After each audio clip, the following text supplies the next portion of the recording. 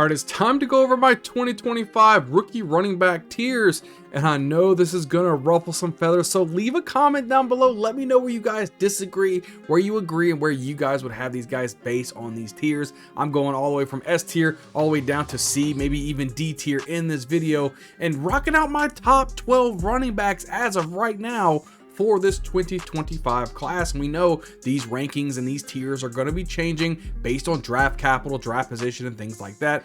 Depth charts, you know, there are a lot of things are going to change, but let's just jump right back into this. We got a one running back right here in the S tier. We all know about him. Let's just get him out the way in Ashton Jeanty.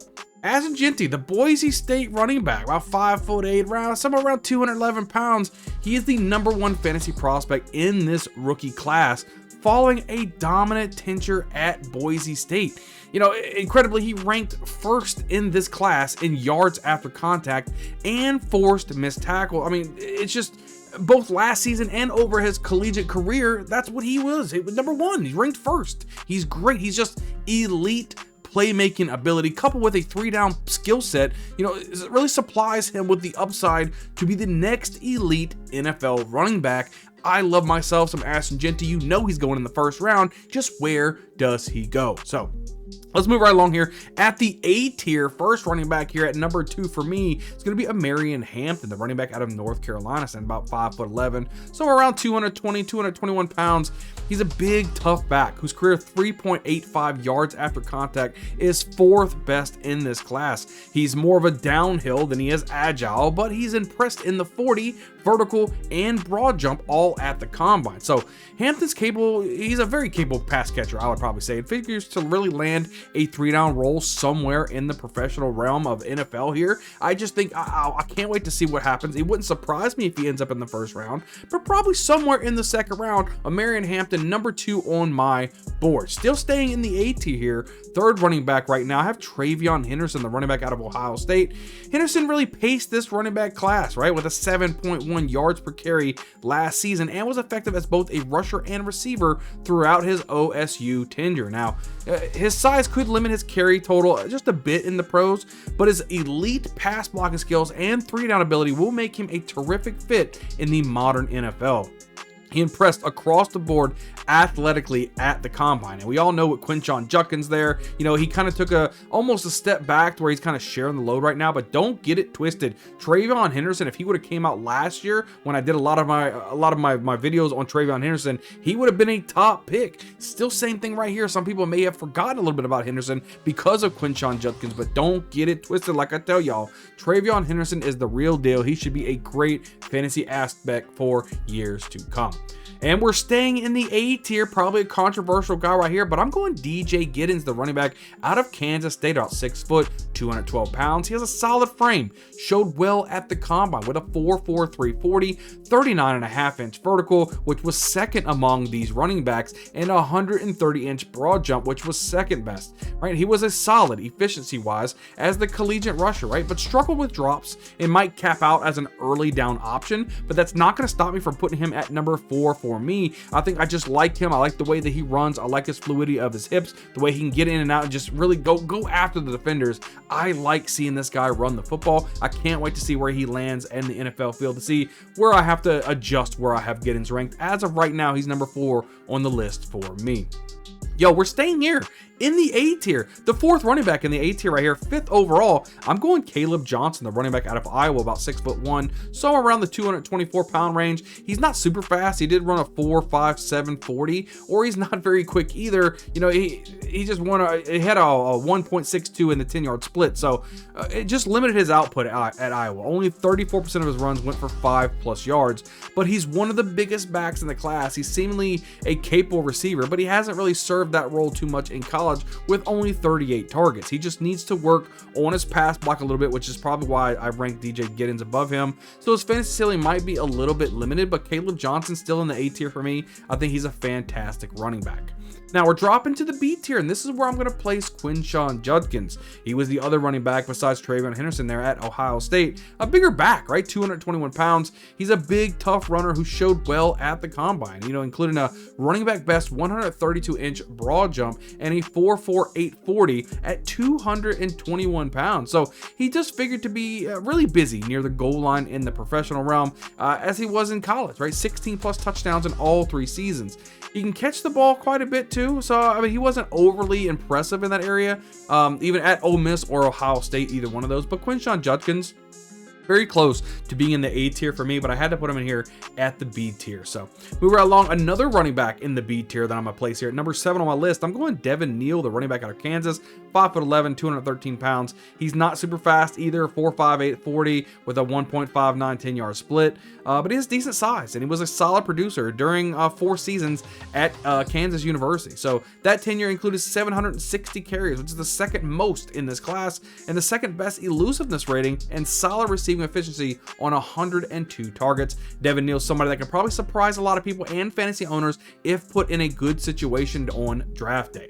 Let's move right along here. We're dropping to the C tier. First guy in the C tier at number 8 overall running back for me. I'm going Cam Skattebo. So he's a running back. He's famous for his little Heisman poses, and he can run very well. He's from Arizona State, 5'9", 219 pounds. Skattebo is one of the oldest running backs in the class. He's 23 years old, but that's enough, or I would say not enough really, to offset his elite efficiency during his 2 seasons at Arizona State. Skattebo 3.1 forced missed tackle rate last season was best in this class, right? I mean, his career rate ranked 2nd. So as he was just on a 15% target share, right? 11.1 yards per target. He's not super fast, but he's got the size, he's got the 3-down skill set, which definitely supplies him with a solid fantasy outlook, just depending on where he's drafted. But look, Cam Skattebo, it wouldn't surprise me if he's a top 3 running back in this class. He's got the talent, he's got the ability, he's got the mindset as well. I'm excited to see this entire running back draft class, including Cam Skattebo. So I'm going to stay here in the C tier. Another running back that I really like, a big running back, Ollie Gordon II, right out of Oklahoma State, 6'1", 226 pounds. He is one of the largest running backs in this class, right? I mean, he's got an 80-inch wingspan, right? Big dude. He's had a rough 2024 in, tough circumstances. 4.63 yards per carry, 3rd worst in this class, but he was a much better as a rusher and a receiver during a productive 2023 campaign.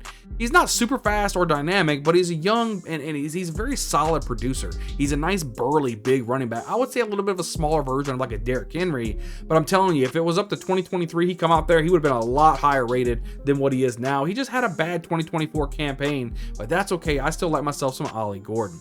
We're staying here in the C tier. We're going for Bashal Tutin. Now, this is a guy who really showed out at the combine, right? He struggled with negative runs, though, 22%, and fumbles, in class rate high, that's a 2.5%. So during his 24 games at Virginia Tech, his efficiency was very elite, is what you'd have to say, right? He ranked 3rd in both, yards after carry and forced missed tackle rate. He dominated the combine, posting running back best marks in the 40, a 4.3240. It gives him a speed score of a 118 and a vert of a 40.5. So Tutin's very fast. He's very tough and has a 3-down ability, right? I just need him to stop fumbling. That's my biggest issue with him. That's why I have him here at number 10 for me and in the C tier. If he didn't fumble so much, I might even have him in the back end of the A tier, maybe early B tier, but I have to put him as of right now in the C tier. He needs to work on his fumble. He needs to work on that, but he could be a really good option, especially with his 4.32 40 speed. Yeah, Tutin could be really, really good. We're staying in the C tier. Right? RJ Harvey, the running back out of UCF, 5'8", 205 pounds. He's on the small side, right? But he plays tough and is productive. He's having to run for 10 plus yards in his class best 23% of his carries last season, right? Size and, his age, 24 years old, concerns aside, I would say he showed well at the combine, including a 4.4 40, 38-inch vertical and a 127-inch broad jump. So RJ Harvey, he's got the stats, he's got the metrics.